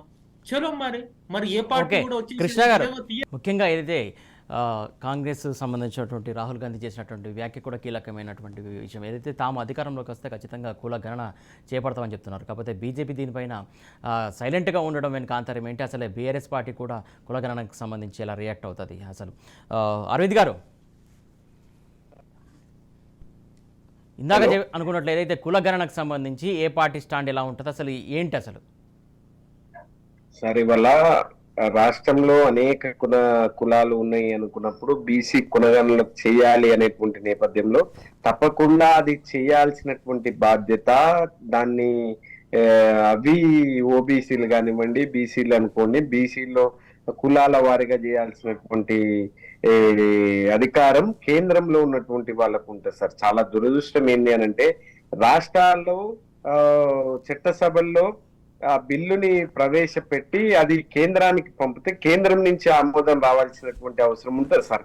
దీంట్లో ఎవరిని అడిగినా కూడా అది తేట తెల్లమైతుంది. కాబట్టి మేము చాలా స్పష్టంగా ఇవాళ అన్ని వర్గాలకు సంబంధించి, ఇవాళ ఓబీసీలకు సంబంధించి కూడా మేము రాష్ట్రం నుంచి మేము కేంద్రానికి పంపినాం. కేంద్రం నుంచి ఇంకా రావాల్సినటువంటి అవసరం ఉంది. ఇంకా పెండింగ్ లో ఉన్నటువంటి వాతావరణం ఇంకా నెలకొన్నటువంటి పరిస్థితి ఉంది. అంతేకాకుండా సార్, మేము వీరశైవ లింగాయతకు సంబంధించి మేము ఓబీసీలో కలవాలి అనేటువంటి ఆలోచన మేము గత ప్రభుత్వము గత రాష్ట్ర ప్రభుత్వము అంటే 2014 నుంచి 18 వరకు ఉన్నటువంటి ప్రభుత్వము చట్టం చేసి అది కేంద్రానికి పంపించిన అప్పటి నుంచి ఇప్పటి వరకు కూడా మేము ఓబీసీలో ఇంకా చేర్చలేకపోతా ఉన్నాము. అనేక మంది మంత్రులు, కేంద్ర మంత్రుల్ని, అక్కడ ఉన్నటువంటి చైర్మన్ గారిని, ఓబీసీకి సంబంధించినటువంటి వీళ్ళని పలుమార్లు మేము డిమాండ్లని, వినతి పత్రాలని అందజేసినటువంటి నేపథ్యం ఉంది. కానీ ఇంకా అక్కడి నుంచి సమాధానం రాలేనటువంటి నేపథ్యం నెలకొన్నది. నేను అనేటువంటి మాట ఏంది అని అంటే సార్, ఓవరాల్ గా తెలంగాణలో ఉన్నటువంటి వాతావరణం మీరు చూడండి. ఎన్ని రాహుల్ గాంధీ గారు ఏం మాట్లాడతారు, ఆయన ప్రభావం ఎక్కడైనా ఉందా అంటే, సరే వాళ్ళ పార్టీలో ఉన్నటువంటి వాళ్ళకు బాధ కలిగియొచ్చు గాక, లేకుంటే వాళ్ళకు ఇబ్బంది అవుతుండొచ్చు గాక, కానీ మన ప్రాంతం నుంచి మొన్న ఆయన పోయేటువంటి క్రమంలో సార్, మన మునుగోడుకు సంబంధించినటువంటి ఉప ఎన్నిక ఈ రాష్ట్రంలో ప్రధానంగా వాళ్ళ పార్టీకి సంబంధించినటువంటి నాయకుడు రాజీనామా చేస్తే వచ్చినటువంటి ఉప ఎన్నికని ఆయన మన తెలంగాణ రాష్ట్రం నుంచి పోయేటువంటి క్రమంలో జడ్చెల్ల నుంచి ఇటు పక్క నుంచి పోయిండు తను. ఆ ప్రభావం ఏమైనా ఆవగింజంత ప్రభావం కాంగ్రెస్ పార్టీ పైన ఏమన్నా ఆయన పాదయాత్ర ప్రభావం ఏమైనా ఉందా సార్? ఇవాళ ఉందా లేదా కనుక్కుందాం. ఒక నిమిషం అరవింద్ గారు, కృష్ణతేజ గారు, సార్ ఒక నిమిషం one by one point to point మాట్లాడుకుందాం. ఒక నిమిషం please, one by one point to point మాట్లాడుకుందాం. ఒక నిమిషం వస్తా, మీకు సమాధానం ఇప్పించే ప్రయత్నం చేస్తాను. కృష్ణతేజ గారు దయచేసి ఒక నిమిషం అరవింద్ గారు ప్లీజ్ ఒక నిమిషం మాట్లాడండి. అరవింద్ గారు మాట్లాడండి, చెప్పండి అరవింద్ గారు. తర్వాత అన్న సమాధానం. ఓకే కంటిన్యూ అరవింద్ గారు. మాట్లాడండి. అయితే కృష్ణతేజ్ అన్న చెప్తాడు. సరే, ఈ వాస్తవాలు సార్, ఇవన్నీ కూడా ఏమి నేను అల్లా అక్బర్ అద్భుత దీపాన్ని తీసుకొచ్చి ఏం పెడతలేం సార్. మాయమేం చేయలేదు, మంత్రమేం చేయలేదు. కాబట్టి చేసినటువంటి ప్రగతిని చెప్పేటువంటి ప్రయత్నం చేస్తా ఉన్నాం సార్. ఇలా ప్రతిపక్ష పార్టీల పరిస్థితి చూస్తే అగమ్య గోచరంగా మారినటువంటి నేపథ్యం ఉంది తెలంగాణ రాష్ట్రంలోనైతే. ఎందుకు ఏం చేసినామని ఒకవైపు ఏమో కాంగ్రెస్ పార్టీ మన పక్క రాష్ట్రమైనటువంటి కర్ణాటకలో ఇస్తాము, తద్వారా మేము చేస్తాము అని మాట్లాడినటువంటి వాళ్ళందరూ కూడా అక్కడ ఇంకా కూడా కరెంటులా అనేటటువంటి వైనం ఉన్నది. ఆడ ఇచ్చినటువంటి హామీలు నెరవేర్చలేనటువంటి దౌర్భాగ్యమైనటువంటి స్థితి మన పక్కకే ఉంటది. కాబట్టి మనం ఇరుగు పొరుగు పోయి వస్తుంటాం కాబట్టి మనకు ఆ వార్తలు, ఆ విషయాలన్నీ తెలుస్తున్నాయి. అంతేకాకుండా కేంద్రంలో ప్రభుత్వంలో ఉన్నటువంటి వాళ్ళు ఈ రాష్ట్రానికి ఏం చేయలేదు. కానీ ఈ రాష్ట్రానికి ఇవాళ ఎట్టికైనా మట్టికైనా మనోళ్ళు ఉండాలి. కాబట్టి ఇవాళ కడుపు నొప్పి బాధ ఎవరికి ఉంటుంది సార్? కన్న తల్లికి ఉంటది, మంత్రసానికి ఉండదు సార్. ఇవాళ పేగుబంధం ఉన్నటువంటి బీఆర్ఎస్ పార్టీ వెంట మేముంటాము అనేటువంటి పద్ధతిలో ఇవాళ సకల అరవింద్ గారు ఒక మాట, సకల అరవింద్ గారు ఒక మాట, కేంద్రం ఏమి చేయలేదు, కేంద్రం చేసింది ఏం లేదు అంటున్నారు. కాకపోతే కేంద్రం ఇస్తేనే కదా తెలంగాణ వచ్చిందనేది కాంగ్రెస్ వాదన. అది ప్రజల్లోకి గట్టిగా తీసుకెళ్ళలేకపోతుంది అనేది. మీరేమో తెచ్చారంటారు, వారేమో ఇచ్చారంటారు. ఇక్కడ క్లారిటీ కుదరట్లేదు కదా. గొప్ప మాట సార్, మీరు గొప్ప ప్రశ్న అడిగినరు. ఇవాళ తెలంగాణ ఉద్యమము ఏ రోజు ప్రారంభమైంది, ఏ రకంగా ప్రారంభమైంది, ఆ మధ్య కాలంలో ఎన్ని వందల మంది ప్రాణాలు అర్పించారు. ఆ తర్వాత 2001 నాడు అప్పటికే చాలా మంది అపర మేధావులు అనుకున్నటువంటి వాళ్ళు, పెద్ద రాజకీయ నేపథ్యం ఉన్నటువంటి వాళ్ళు చాలా మంది తెలంగాణ రాష్ట్రం కోసం కొట్లాడినారు సార్. కొట్లాడిన తర్వాత 2001 నాడు సిద్దిపేటకు సంబంధించినటువంటి కల్వకుంట్ల చంద్రశేఖరరావు గారు అయాల ఉద్యమాన్ని ప్రారంభించినాడు. ముఖలో పుట్టింది ముగ్గలో పోతుంది అని చెప్పి వెక్కిరించారు సార్. కానీ 2014 తెలంగాణ రాష్ట్రం వచ్చినప్పుడు ఆ రోజు మాకు 2 ఎంపీలు ఉండొచ్చు గాక, మా పార్టీ నుంచి ప్రాతినిధ్యం వహిస్తున్నటువంటి 2 ఎంపీలు ఉండొచ్చు గాక, కానీ తెలంగాణ రాష్ట్రాన్ని ఇవాళ అంబేద్కర్ గారు చెప్పినట్లు బోధించు, సమీకరించు, ఉద్యమించు అనేటువంటి పద్ధతిలా బోధించిండు, సమీకరించిండు, ఉద్యమించిండు. ఎట్లా అంటే శాంతియుత వాతావరణంలా తప్పదు అనేటువంటి పద్ధతిలో ఈ దేశంలో ఉన్నటువంటి అన్ని రాజకీయ పార్టీల మద్దతు కూడబెట్టుకొని ఇవాళ పార్లమెంటులో, లోక్సభలో రాజకీయ పందాల లోపల ఇవాళ తెలంగాణ రాష్ట్రాన్ని తీసుకొచ్చినటువంటి ప్రభుత్వ నాయకుడు ముఖ్యమంత్రి కేసీఆర్ గారు. అంతేకాకుండా సార్, ఆ రోజు ఉన్నటువంటి ప్రణబ్ ముఖర్జీ గారు ఆ రోజు అన్నటువంటి మాట ఏంటి అంటే, రావు గారు నేను అనేక మంది నాయకులను చూసిన, అనేక మంది నాయకులు ఉద్యమించిర్రు, ప్రారంభించిండ్రు, కానీ అది చివరి వరకు తీసుకుపోలేదు సార్. రావు గారు, మీరు ప్రారంభించిండ్రు, ఉద్యమించిండ్రు, అది సాధించేంత వరకు కూడా మీరు కొట్లాడినరు. అరవింద్ అన్న, రెండే జవాబులు కావాలి, ఇవన్నీ కాదు. ఇప్పుడు మహిళా బిల్లు మీ కవిత గారు డిమాండ్ చేస్తే గానీ వాళ్ళు మహిళా బిల్లు నిజంగా పాస్ చేయలేదని కవిత గారు చెప్పడం జరిగింది. దీన్ని మీరు సమర్థిస్తారా, వ్యతిరేకిస్తారా? బీజేపీ వాళ్ళు ఏమంటారో చెప్పాలా? 2, పోడు భూముల సమస్య నిజంగా కుర్చీ చేసుకుని దగ్గర వేస్తానని ఇవాళ నిజంగా కేంద్రంపై నెట్టేస్తున్నారు మీరు. ఆఖరికి పంచింది ఎంత అంటే 3 లక్షల 3.5 లక్షలు పంచినా అని చెప్తున్నారు. కానీ ఆచరణలో మొన్న వచ్చిన నివేదిక ప్రకారం జస్ట్ 68 ఎకరాలు, మీరు 68,000 ఎకరాలు పంచినారు మీరు ఆచరణలో. సో ఇంకా 12.5 లక్షల పోడు భూములు అట్టనే ఉన్నాయి. దీనిపైన కేంద్రం దగ్గర ఎందుకు మీరు నొక్కి చెప్పట్లేదు? పాలమూరు రంగారెడ్డి గురించి ఎందుకు పోరాడి జాతీయ హోదా తీసుకొస్తలేదు కేంద్రం దగ్గర పోయి? అంటే ఎందుకు ఇన్ని రోజులు మీరు నాంచి పెడుతున్నారు? దీనిపైన మీ స్టాండ్ ఏంటిది? ఇప్పుడు తెలుస్తుంది ఎవరు బి టీం సి టీం ఇవి కావాలా? ఆ ప్రణబ్ ముఖర్జీ గారు అదన్నారు, కేసీఆర్ గారు ఇప్పుడు కూర్చొని చెప్తారు. కేసీఆర్ గారు అంటున్నారు ఉద్యమ నాయకుడు గారు ఉన్నప్పుడు ఇది అన్నారని కాదు, మనకు అవుట్ రైడ్ ఇవ్వాలి. ఇది ఎవరికి బి టీం అనే టాపిక్. దీన్ని మీరు బీజేపీ నుంచి ఏం మాట్లాడదలుచుకున్నారు? ఈ విషయం పైన బీజేపీ నుంచి ఏం రాపడదలుచుకున్నారు? ఎవరెవరికి బి టీం, ఎవరెవరికి సి టీం చెప్పండి అన్న. ఆఖరికి లాస్ట్ మాట్లాడుతున్నారు. మునుగోడు ఆయనకు భారత్ జోడో యాత్రగా దేశవ్యాప్తంగా చెప్పండి యాత్ర. మునుగోడు ప్రభావం ఎల్బీ నగర ప్రాంతం జరిగింది, అది అక్కడ సంబంధం లేని అసలు టాపిక్. ఆయన చెప్పే టైంకి మునుగోడు బై ఎలక్షన్ వచ్చింది, దాంట్లో నేను వన్ ఆఫ్ ద మెంబరు. కాబట్టి ఇప్పుడు ఒకటి ఎలక్షన్ కాదు, ఇక్కడ ఎవరెవరికి బి టీం, ఎవరు సి టీం, ఎందుకంటే ఇన్నేళ్ళు మనం చూసినాం కదా, ఇప్పుడు ఎవరికి సమయం మించిపోతుంది మనకి. కాబట్టి మీరు డైరెక్ట్ ఆన్సర్ చెప్పండి. పోడు భూముల పైన, మహిళా హక్కు చట్టం పైన, మెడికల్ కాలేజీ పైన, దీని పాలమూరు రంగారెడ్డి పైన, ఇవన్నీ మీరు అవుట్ రైట్ గా చెప్పండి. మీ బీజేపీ మిత్రులు తర్వాత ఆన్సర్ చెప్పుకుంటారు. నాకు కూడా ఇవాళ ఎవరు B team C team Telangana ప్రజలు చర్చ జరగాలనే నేను కూర్చున్నా డిబేట్ లా. అరవింద్ గారు, కృష్ణతేజ గారు ఇవాళ చాలా స్పష్టంగా తెలంగాణ ప్రాంతం అంటే తెలంగాణ ఫస్ట్, మాకు దాంట్లో ఎటువంటి అనుమానం లేదు. ఈ తెలంగాణ రాష్ట్రం నుంచి ప్రాతినిధ్యం వహిస్తున్నాం కాబట్టి తెలంగాణ రాష్ట్రంలో లేదు అనుకుంటే రేపు దేశంలో పోయేటువంటి క్రమంలో మేము ఎవరికి బి టీం, కాంగ్రెస్ కి కానీ బీజేపీకి కానీ ఇంకో రాజకీయ పార్టీకి మేము ఏబిసిడి టీములుగా ఉండాల్సినటువంటి అవసరం లేదు కృష్ణతేజ్ అన్న. ఎందుకు లేదు అనేటువంటి, ఎందుకు అవసరం కూడా మాకు లేదు అని అంటే, ఇంకొకరి మద్దతు అంత అహంకారంగా నేను మాట్లాడతలేను, కానీ చేసినటువంటి జరుగుతున్నటువంటి సంక్షేమ అభివృద్ధి కార్యక్రమాలే మాకు శ్రీరామ రక్ష. ఇవాళ మేము చేసినటువంటి కార్యక్రమాలు చెప్తా ఉన్నాం. అడిగిన పాయింట్స్ ఇప్పుడు మనం మీరు కేంద్రంతో సఖ్యత లేకపోతే చేస్తారు. నేను విమర్శిస్తలేదు, మీరు మాకు ఆన్సర్ చెప్పాలా. అకౌంటబిలిటీ మీ పైన ఉంది.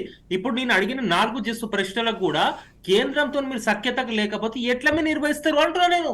ఏకంగా మీరు జాతీయ పార్టీకి భారతదేశంలో పార్టీ వచ్చాక ఈ సమస్యలు నిర్వహించరా? ఇట్లనే పెడతారా? పాలమూరు గాని, పోడు భూములు గాని, విద్యా వ్యవస్థ గాని, నిజంగా చెప్తున్నా రైతుల బతుకులు గాని ఎందుకు చెప్తున్నానంటే కేంద్రంతో మీకు సఖ్యత ఎందుకు ఉండటం లేదని మా కోర్ క్వశ్చన్. ఆ టాపిక్ కూడా ఇలా అదే భయంకరమైనటువంటి వాతావరణం ఏర్పడదు సార్. ఎందుకు కేంద్రంలో ఉన్నటువంటి పెద్దలకు ఏర్పడదు అంటే ఇవాళ కేసీఆర్ గారి నాయకత్వాన్ని చూసి, కేసీఆర్ గారికి ఉన్నటువంటి నేపథ్యాన్ని చూసి వాళ్ళకు అదైంది సార్. దానికి కర్ణాటకలో మీరు ఎందుకు కంటెస్ట్ చేయలేదు? ఛత్తీస్గఢ్ ఎందుకు కంటెస్ట్ చేస్తలేదు? మధ్యప్రదేశ్ ఎందుకు కంటెస్ట్ చేయలేదు? మళ్ళీ ఎందుకు రాజస్థాన్ కంటెస్ట్ చేయలేదు? మిజోరాం లో కంటెస్ట్ చేయడం లేదు? నేను విమర్శించడం లేదు, మీ నుంచి మాకు జవాబులు రావాలా అరవింద్ అన్న? వాళ్ళు వచ్చి డబల్ ఇంజిన్ సర్కార్ వాళ్ళు అంటారు, మీరేమో కాంగ్రెస్ తో మీరు నిజంగా రేపు సమైక్యంగా పనిచేస్తారని మీరు మాట్లాడారు. అంటే మాకు జవాబులు కావాలా? కాదు కృష్ణతేజ గారు, కాంగ్రెస్ పార్టీ ఏమంటది అని అంటే బీజేపీకి బి టీం బీఆర్ఎస్ అని మాట్లాడతారు సార్. ఇవాళ బీజేపీ ఏమంటది అంటే కాంగ్రెస్ పార్టీకి బి టీం అని అంటారు సార్. మేము ఎవరికి బి టీంలుగా వివరించాల్సినటువంటి దౌర్భాగ్యం. వినాలే సార్, ధర్నా చేయలేదు కాదు, మాకు కావాలన్నా జవాబులు. తెలంగాణ సమాజానికి అవసరం, నా గురించి కాదు. తెలంగాణ పైన మీరు ఎందుకు ధర్నా చేయలేదు? ఎందుకు మీరు ఢిల్లీలో కుర్చీ వేసుకుని మీరు ఎందుకు పరిష్కరించారు? ఎందుకు మెడికల్ కాలేజీలు వాళ్ళు గ్రాంట్ చేయకపోయినప్పుడు ఢిల్లీలో కూర్చోలేదు? ఎందుకు వాళ్ళు వరి వేసుకుంటారు? ఎందుకు మీరు రైతులు సంఘటితం చేయలేకపోయినారు? మీరు ఒక జాతీయ పార్టీ కదా, మీ సారు ప్రజా ముఖర్జీ గారు మెచ్చుకున్నారు కదా, షారుఖ్ షికార్ షికార్ ఢిల్లీలో ఎందుకు చేయలేదు? మీరు ఈ తెలంగాణ సమాజానికి అవసరం కదన్నా. స్టాటిస్టికల్ గా మాట్లాడండి, విమర్శించడం లేదు. మీరు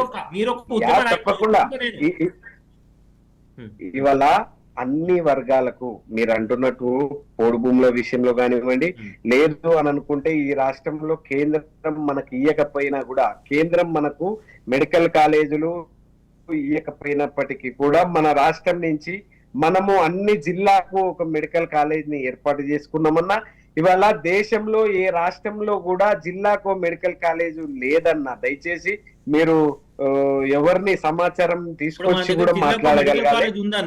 ఇన్ఫ్రాస్ట్రక్చర్ ఒకసారి చూసినారా, ఫ్యాకల్టీ చూసినారా, దాన్ని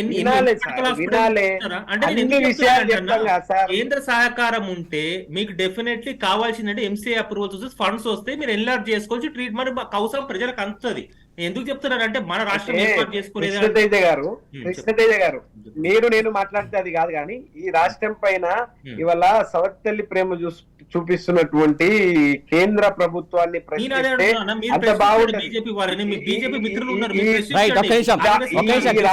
అలాగే అరవింద్ గారు ఒక నిమిషం. ఆంజనేయులు గారు కేంద్ర ప్రభుత్వం తెలంగాణపై సవతి తల్లి ప్రేమ చూపిస్తుంది అంటుంది బీఆర్ఎస్, నిజమా కాదా? భారతీయ జనతా పార్టీ తెలంగాణ పైన సవతి తల్లి ప్రేమ చూపిస్తే ఇవాళ కేంద్ర ప్రభుత్వము బడుగు బలహీన వర్గాల వారికి 5 కిలోల బియ్యం ఇస్తుందండి. ఇప్పటి వరకు కేంద్ర ప్రభుత్వమే ప్రతి నెల గత 2 సంవత్సరాల నుంచి వెళ్ళి భారతీయ జనతా పార్టీ బీజేపీ నరేంద్ర మోడీ గారు 5 కిలోల బియ్యం ఇస్తున్నాడు. ఈ రాష్ట్ర ప్రభుత్వము పేదలకు కూడా కనీసం బియ్యం ఇవ్వలేనటువంటి పరిస్థితి అండి. ఇవాళ రైల్వేలకు సంబంధించి చూసుకున్నట్లయితే 32,823 కోట్ల రూపాయలని రాష్ట్ర ప్రభుత్వానికి నరేంద్ర మోడీ గారు ఇచ్చారండి. అదే విధంగా రేషన్ కోసం చూసుకున్నట్లయితే 27,612 కోట్ల రూపాయలను ఇవాళ నరేంద్ర మోడీ గారి ప్రభుత్వము బీజేపీ ప్రభుత్వం తెలంగాణ రాష్ట్రానికి ఇచ్చింది. అంతేకాకుండా ఎరువులు రసాయనిక సబ్సిడీలో చూసుకున్నట్లయితే 39,694 కోట్ల రూపాయలను ఇచ్చింది. వ్యవసాయానికి 12,868 కోట్లు, విద్యా క్రీడా అభివృద్ధికి 18,652 కోట్లు, జాతీయ రహదారులకు 1,08,194 కోట్ల రూపాయలు, విద్యుత్ నీటి సరఫరాలకు 23,937 కోట్లు.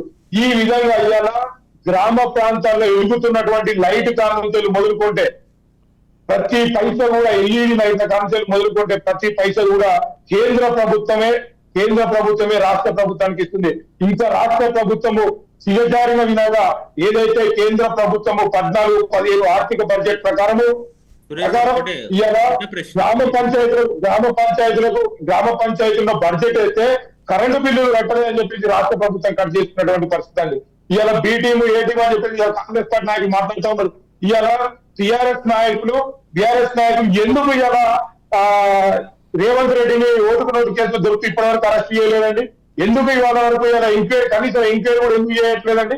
వీటి విషయంలో మాట్లాడరు, తప్పించుకోవడానికి మాయ మాటలు చెప్పడానికి అని చెప్పేసి మాట్లాడుతున్నారు. ఇలా కేంద్ర ప్రభుత్వం కేంద్ర ప్రభుత్వం బడ్జెట్ ఇవ్వకపోతే ఈ రాష్ట్ర ప్రభుత్వం ఎట్లా నడుస్తుంది? ఈ రాష్ట్ర ప్రభుత్వానికి ఏం కావాలంటే ఏంటి అని చెప్పేసి సరైనటువంటి సమయంలో సరైనటువంటి సందర్భంలో కేంద్ర ప్రభుత్వం సబ్సిడీ కూడా కానీ ఈ రాష్ట్ర ప్రభుత్వంలో భారతీయ జనతా పార్టీని బదనాం చేయాలన్నటువంటి పరిస్థితి కంకణం కట్టుకొని రెండు ఒకటే కారులో ప్రయాణం చేస్తా ఉన్నాయి. ఇవాళ ఎంఐఎం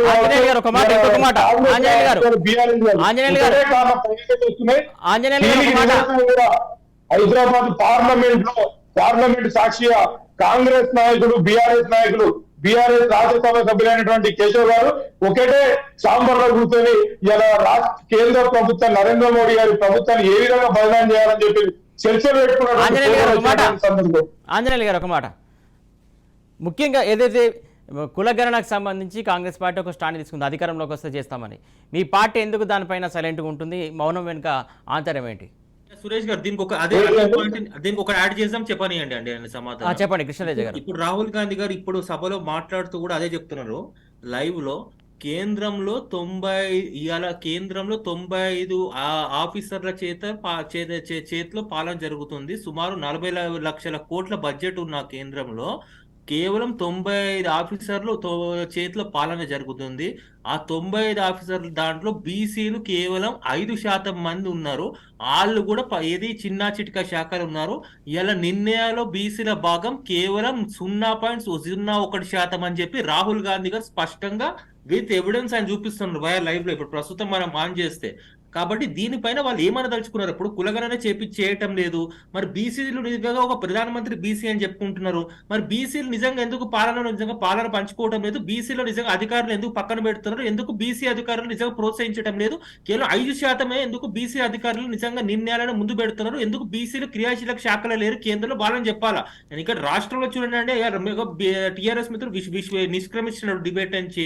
కానీ కనీసం మన బీజేపీ వాళ్ళకి సమాధానం చెప్పాలా. వాళ్ళ కేంద్ర వైఖరి ఏంటిది బీసీల పట్ల?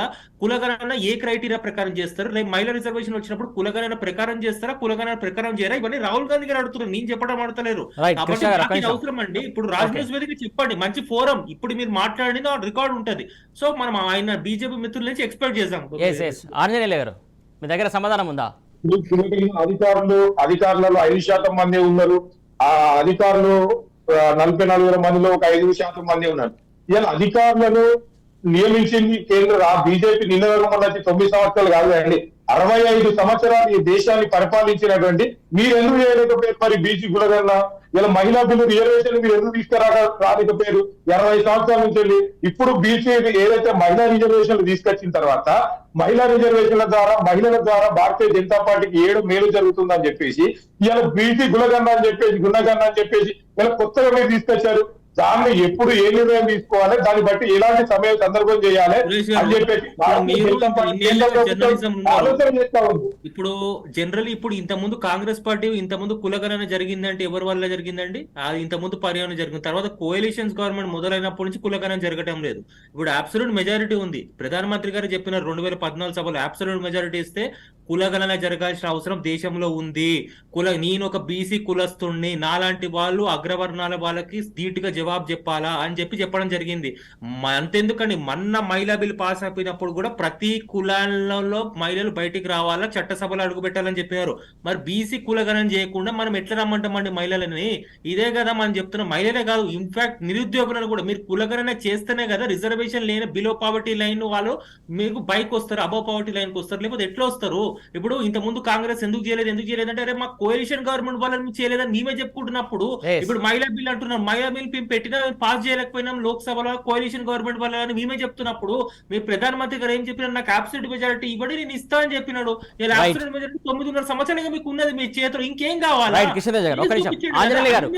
ఆంజనేయులు గారు, వాళ్ళు క్లియర్ గా ఒప్పుకుంటున్నారు, వాళ్ళకు అక్కడ సపోర్ట్ కావచ్చు బలం లేకపోవడం వల్ల చేయలేకపోయారు అంటున్నారు. మీ దగ్గర బలం ఉంది కాబట్టి బలం ఉన్నప్పుడు కూడా ఎందుకు చేయలేకపోతున్నారు అని ప్రధాన ప్రశ్న. ఇప్పుడు నరేంద్ర మోడీ గారి ప్రభుత్వము భారతీయ జనతా పార్టీ అధికారంలోకి వచ్చినప్పటి నుంచి ఒక్కొక్క బిల్లును ఒక్కొక్క విధంగా సమస్యను పరిష్కరించుకుంటూ రావడం జరుగుతా ఉంది. ఇలా మహిళా బిల్లులు పెట్టినప్పటికీ కూడా గుణగణన ఏ విధంగా చేయాలి ఏంది అని చెప్పేసి, ఎంతమంది మహిళలు మన రాజ్యసభలో అడుగు పెట్టాలి, పార్లమెంట్లోకి రావాలి అని చెప్పేసి కూడా ముందే ప్రభుత్వమే చెప్పింది. ఈ గుణగణన 2028 వరకు ఏ విధంగా ఈ అమల్లోకి వస్తుందో అప్పటి వరకు మేము అన్ని కూడా గుణగణన చేస్తాము. బీసీకి ప్రతిపాదనగా లేకపోతే మహిళలకు ఏ విధంగా, మహిళలకు ఎంత పర్సెంటేజ్, ఎవరికి ఎంత పర్సెంటేజ్ కేటాయించాలి అనేటువంటి పూర్తి విషయాల పైన క్లుప్తంగా కూడా చెప్పడం జరిగింది. అయినా కూడా ఏదైతే మహిళా బిల్లులు ప్రజలను డైవర్ట్ చేయాలన్నటువంటి ఒక విషయంలోనే మేము ఆల్రెడీ అప్పుడు వేయలేకపోయినా, మాతో కాలేదు, ఇప్పుడు ఆ పూర్తి స్థాయిలో వీళ్ళకి అధికారం ఉంది కదా ఎందుకు వేయలేకపోతున్నారు? రాజ్యసభలో లేదు, రాజ్యసభకు వచ్చే వరకు మళ్ళీ ఆడికి వచ్చే వరకు మళ్ళీ విధి విధానాలు మారేటువంటి పరిస్థితి ఉన్నాయి. అక్కడ కూడా మిగతా పార్టీలతో మేము కోఆర్డినేట్ చేసుకోవాల్సినటువంటి పరిస్థితి ఉన్నాయి. కాబట్టి సమయ సందర్భాన్ని బట్టి భారత ప్రధాని నరేంద్ర మోడీ గారి యొక్క నోట్లో నుంచి ఒక మాట వచ్చిందంటే అది తప్పనిసరిగా చేసేటువంటి పరిస్థితి. ఈ దేశంలో ప్రజలకు మేము హామీలు ఇవ్వనప్పటికీ కూడా హామీలు, దొంగ హామీలు ఏదైతే ఇవాళ అధికారంలోకి రావడం కోసం లేనిపోని మాటలు, లేనిపోని అబద్ధాలు హామీలు ఇచ్చి అధికారమే లక్ష్యంగా పనిచేస్తున్నటువంటి కాంగ్రెస్ పార్టీ ఏదైతే ఉందో అలాంటి హామీలను ఇచ్చి దేశం యొక్క బాండ్ పేపర్లను ఇజ్రాయెల్ లాంటి లేకపోతే ఏదైతే ఇజ్రాయెల్ కంపెనీలకు అమ్మి కుదబెట్టి మేము ఇలా ఈ దేశం నడపట్లేదు. ఈ దేశ భౌనచన కోసం, ఇలా దేశ భావోదం కోసం ఇలా ప్రపంచ దేశాలన్నీ కూడా ఇలా భారతదేశం వైపు చూసే విధంగా ఇలా నరేంద్ర మోడీ గారి యొక్క పాలన సాగుతా ఉంది.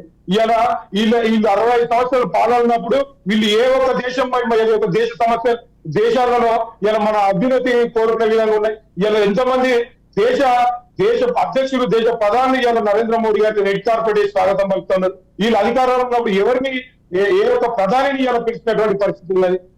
ఈ ఎప్పుడు కూడా సోనియా గాంధీ లేకపోతే రాజీవ్ గాంధీ వాళ్ళ అడుగుజాడల్లోనే ఇలా ప్రభుత్వాలు పాలన నడిపే తప్ప ఇలా దేశ అభ్యున్నతి కోసం, దేశ ఉన్నతి కోసం ఈ కాంగ్రెస్ పార్టీ ఏ ఒక్క రోజు రైట్, ఆలోచించినటువంటి ఒక్క నిమిషం ఆంజనేయులు గారు, కృష్ణదేజ గారు, కర్ణాటకలో ఉచిత హామీలు ఇచ్చారు. రైట్ ఇలా రైట్, ఒక్క బస్సులు నిమిషం ఆంజనేయులు గారు, కృష్ణదేజ గారు, ఫైనల్ కంక్లూజ్ కరెంటు బిల్లులు కట్టక కరెంటు బిల్లు ఒక్క నిమిషం ఫైనల్ కంక్లూజ్ కృష్ణదేజ గారు, ఒక్క నిమిషం ఆంజనేయులు గారు, కృష్ణదేజ గారు. సురేష్ గారు, ఇప్పుడు లోక్సభలో ఇవాళ బిల్లు ఒకవేళ ల్యాబ్స్ అయితే లోక్సభలో గవర్నమెంట్ పడిపోతుందండి. అదే రాజ్యసభలో బిల్లు ల్యాబ్స్ అయితే మళ్ళీ లోక్సభకు వస్తే జాయింట్ సిట్టింగ్ ఉంటుంది లోక్సభ రాజ్యసభ. కాబట్టి ఇవాళ లోక్సభలో అబ్సల్యూట్ మెజారిటీ ఉంటేనే దాన్ని అబ్సల్యూట్ మెజారిటీ అంటారు. ఎందుకంటే రాజ్యసభలో బిల్ డిపీట్ అయినా మళ్ళీ జాయింట్ సిట్టింగ్ లో కూర్చోబెడతారు, ఆ జాయింట్ సిట్టింగ్ లో డిసైడ్ అవుతుంది. అది బేసిక్ లాజిక్. ఇప్పుడు ఆయన ఒక వకాలత అడ్వకేట్ అని చెప్తున్నారు, మన ఆయనకు అవన్నీ అవగాహన ఉండాలా. కాబట్టి నేను ఇంకా కాకుండా ఇవాళ అవుట్ రైట్ ఇప్పుడు ఏం చేస్తారు ముఖ్యమండి, ఇప్పటివరకు అయిపోయింది గతం కదా. ఇప్పుడు నుంచైనా ఒక టైం ఫ్రేమ్ లో మీరు మహిళా రిజర్వేషన్ బిల్ ఇంప్లిమెంట్ చేస్తారా, కులగణన ఎప్పటివరకు చేస్తారు, మీకు ఈ 6 నెలల్లో 8 నెలల్లో ఉన్నాయి, ఇంకా ఇప్పటి లోపల మీరు చేయగలుగుతారా లేదా అనేది మన సమాజానికి భారతదేశానికి కావాలండి. మన రాష్ట్ర ప్రభుత్వం అయితే మీరు చూస్తున్నారు, ఇక్కడ అవుట్ రైట్ మెజారిటీ ఉన్నా చూడండి నిష్క్రమిస్తున్నారు, జవాబులు లేవు.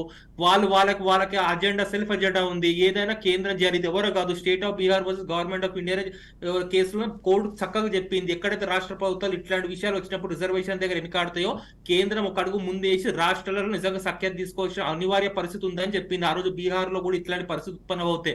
సో డెఫినెట్లీ మీరు 6-8 నెలల్లో సోకాల్డ్ 8 నెలల్లో మీరు ముందడుగు వేసి కులగణన జరుపుతారా, మహిళా బిల్ ఇంప్లిమెంట్ ఇప్పటిదాకా చేస్తారు? ఈ జవాబులు మీరు దేశవ్యాప్తంగా మీరు రాజ్ న్యూస్ వేదిక తెలంగాణ ప్రేక్షకులకు చెప్పండి. కాంగ్రెస్ పార్టీ తరఫున సమయం ఇచ్చిపోతుంది. ఆంజనేయులు గారు సింగిల్ పాయింట్ లో చెప్పండి. భారత ప్రధాని నరేంద్ర మోడీ గారు సరైనటువంటి సమయంలో సరైనటువంటి నిర్ణయం తీసుకొని ప్రజలకు ఏం కావాలో, బీసీ జనరల్ ఎప్పుడు అవసరమో ఏం చేయాలో భారత ప్రధాని నరేంద్ర మోడీ గారు నిర్ణయం తీసుకుంటారు. దాన్ని బట్టి ఈ 8 నెలల్లో చేస్తారా లేకపోతే మరొకసారి అధికారంలో కట్టగా చేస్తారా అనేది ఎప్పుడు అనేది ప్రభుత్వము నిర్ణయం తీసుకొని చెప్తే దానికోసం ఎదురు చూడాల్సినటువంటి అవసరం ఉన్నదండి. రైట్, థ్యాంక్ యూ అండి అరవింద్ గారు, థ్యాంక్ యూ అండి, థ్యాంక్ యూ సో మచ్. కృష్ణదేజ గారు థ్యాంక్ యూ సో మచ్. అలాగే తుల ఆంజనేయులు గారు థ్యాంక్ యూ సో మచ్. డిబేట్లో పాల్పంచుకుని మీ అభిప్రాయాలు తెలియజేసేందుకు. మొత్తానికి ఏ పార్టీ బీ టీం అనేది కూడా ఇంకా కన్ఫ్యూజన్ క్రియేట్ చేస్తున్నటువంటి సిచ్యువేషన్. ఈ కన్ఫ్యూజన్లో ఓటర్లు కూడా పూర్తిగా కన్ఫ్యూజ్ అవుతారు. మొత్తానికి ఓటర్లకు కూడా క్లారిటీ ఉందని చెప్పేసి ఈ 3 పార్టీలు కూడా చెప్తున్నటువంటి సిచ్యువేషన్. మరి ఓటర్లకు అర్థమైందా? అర్థమై ఏ వైపు దారితీస్తారు, ఎటు ఓటేస్తారు ఏంటనేది రానున్న రోజుల్లో తేలే అంశం. ఇది ఇవాళ prime debate. Keep watching Raj news.